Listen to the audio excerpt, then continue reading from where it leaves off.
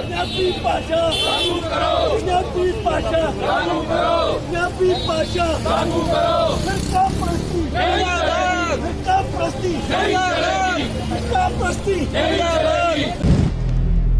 अगर आप भी लेना चाहते हैं देश दुनिया की तमाम जानकारी तो आज ही सब्सक्राइब करें हमारे चैनल को।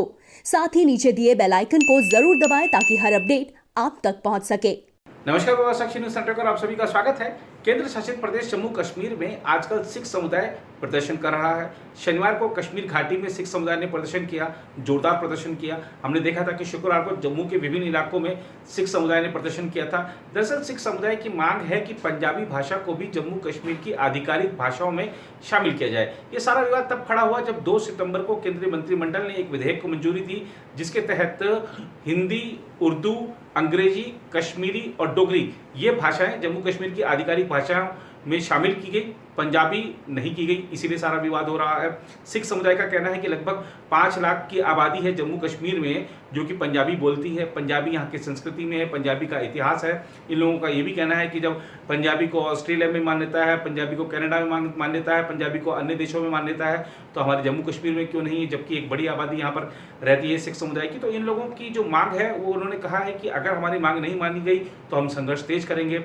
इस पर राजनीति भी शुरू हो गई है। अकाली दल ने भी कहा है कि हम संसद में ये मुद्दा उठाएंगे, सरकार पर दबाव बनाएंगे कि जो पंजाबी है उसको आधिकारिक भाषा के रूप में शामिल किया जाए। देखना होगा कि संसद में जब ये विधेयक आता है तो क्या इसमें संशोधन होता है और पंजाबी को इसमें शामिल किया जाता है, और खासतौर पर अकाली दल का प्रेशर क्या वाकई बीजेपी मान लेती है, देखने वाली बात होगी।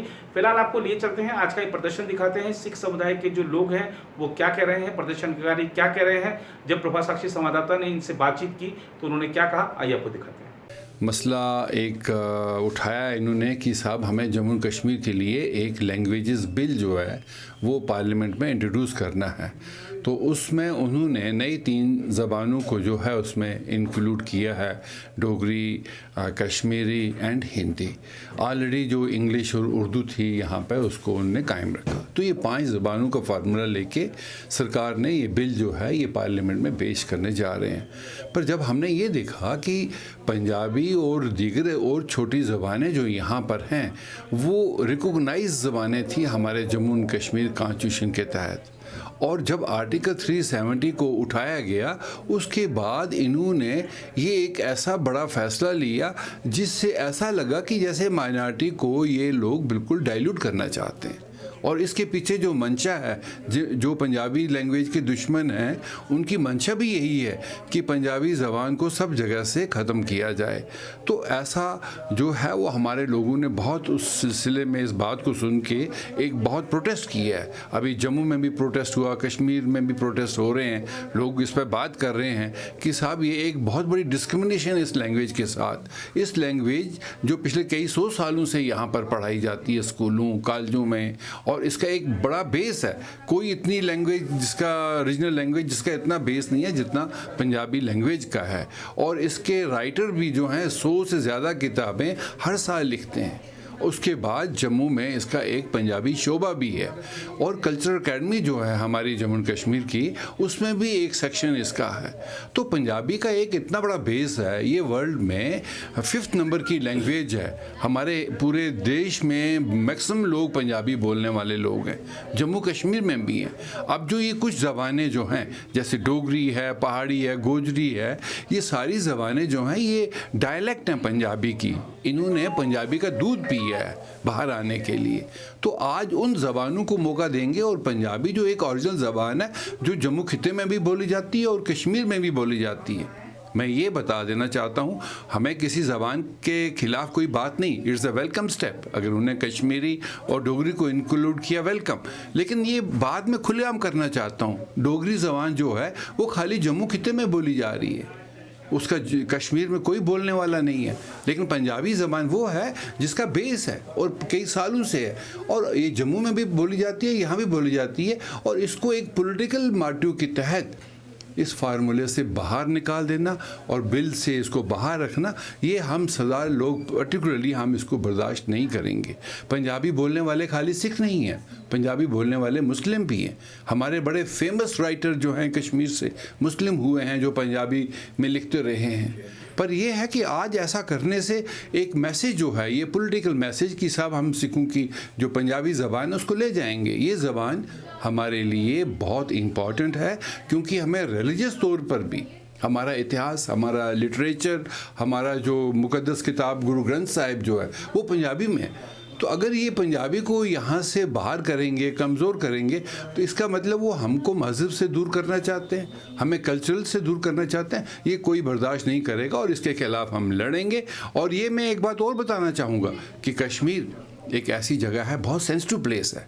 यहाँ हर चीज़ बड़ी गहराई से देखी जाती है, पूरा वर्ल्ड नज़र रखता है यहाँ की डेवलपमेंट पर। कोई भी डिसीजन लेंगे, अगर यहाँ की मेजॉरिटी जो है वो पिछले कई देर से नाराज़ है आर्टिकल 370 जाने के बाद, और अगर इस तरह की हरकतें करेंगे तो यहाँ की माइनॉरिटी को भी नाराज़ करेंगे, तो ये कभी टॉलरेट नहीं किया जाएगा। सबसे पहले तो मैं आप लोगों को वेलकम करता हूँ कि आप लोग प्रेस ही है जो हमारे मसले थोड़े उजागर करती है, गवर्नमेंट तक पहुँचाती है। ये हमारी सितमज़रीफ़ी है, ये बदकिस्मती है कि जब भी कोई भी काम हो इंडिया के अंदर, जब मिनॉरिटी पे बात आती है तो ये लोग पता नहीं क्यों इग्नोर करते हैं। हमें आज तक ये समझ नहीं है। ख़ास करके माइनॉरिटी मिनॉरिटी जो जम्मू कश्मीर के अंदर है, जब 5 लैंग्वेजेस ऑफिशियली इन्होंने कर दी तो क्या हर था पंजाबी के अंदर, जबकि पंजाबी राइट फ्राम 1940 से शुरू हुई है, जबकि बाकी जो लैंग्वेजेस हैं वो 47 के बाद यहाँ लागू हुई हैं, लेकिन पंजाबी पहले ही थी। क्योंकि आज भी अगर आप ज़मीनें देखेंगे वो खालसा सरकार के नाम पे आज भी चलती हैं। उन ज़मीनों पे अभी भी खालसा सरकार लिखा है जो गवर्नमेंट के नाम पे है, यानी कि पंजाबी तब से चलती थी। लेकिन ये क्या बात है, क्यों ऐसा हुआ, हमें समझ नहीं आ रही।